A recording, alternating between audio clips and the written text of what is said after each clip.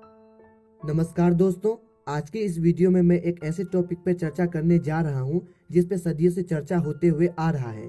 क्या भगवान का अस्तित्व है? अगर है तो कहाँ है? विज्ञान क्या है? आज की इस वीडियो में हम इन्हीं सब चीज़ों पे चर्चा करेंगे।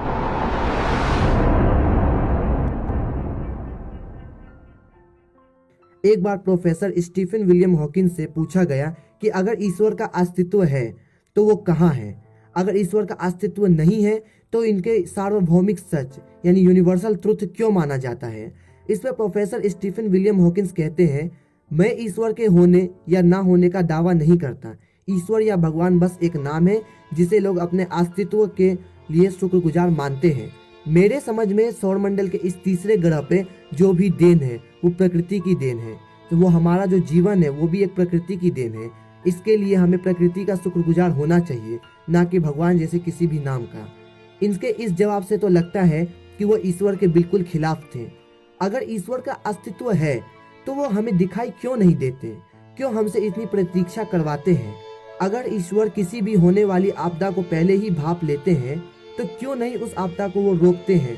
क्यों एक गरीब जिंदगी भर भूखा प्यासा मेहनत कर करके मर जाता है और उसे अपने जीवन में कोई भी सक्सेस नहीं मिलती है, उसे वो मेहनत करते करते सफलता पर नहीं पहुंचाते हैं, तो फिर क्यों हमें ऐसे ईश्वर को माने? अगर ईश्वर निहत्था और ऐसा लाचार है, वो सब कुछ होते हुए भी देखकर वो कुछ नहीं करता, तो फिर ऐसे लाचार ईश्वर को मैं क्यों मानूं? यहाँ एक बात आती है श्रद्धा।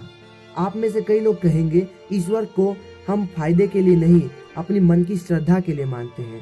तो मेरा इस पे ये कहना है, मन में एक श्रद्धा होती है, मैं मानता हूँ। अगर हमारे प्रति मन में एक ईश्वर के लिए श्रद्धा है तो क्या ईश्वर का कोई फर्ज नहीं बनता कि उनको भी हमारे लिए कुछ करना चाहिए? अगर ईश्वर हमारे माँ बाप हैं और हम उनके बच्चे हैं तो क्या उनका कोई फर्ज नहीं बनता कि वो हम अपने बच्चों से मिलने आए?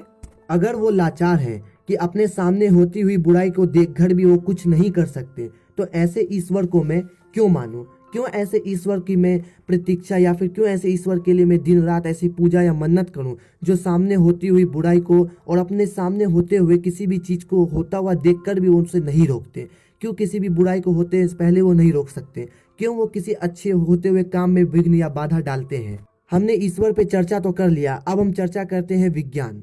विज्ञान जिसका अर्थ होता है व्यवस्थित ज्ञान, जिसके द्वारा आज हमारी रोजमर्रा की जिंदगी इतनी सरल हो चुकी है। आज हम विज्ञान के जरिए जो पहले कम जिया करते थे, आज उसकी मदद से, मेडिकल सेवाओं की मदद से हम बहुत ज्यादा जी सकते हैं। अगर मैं विज्ञान में आपसे कोई भी क्वेश्चन करूं तो आप मुझे उसके प्रूफ के साथ उसका जवाब देंगे, लेकिन यही मैं अगर आपसे भगवान जैसी किसी भी रिलीजियस चीज की बात करूं तो आप कही या सुनी सुनाई कहानी के साथ मुझे जवाब देंगे, जिसका ना तो कोई यूनिवर्सल ट्रुथ होगा या फिर उसका ना ही कोई प्रूफ होगा। कोई भी चीज की जब मानता तब होती है जब उसका कोई प्रूफ होता है।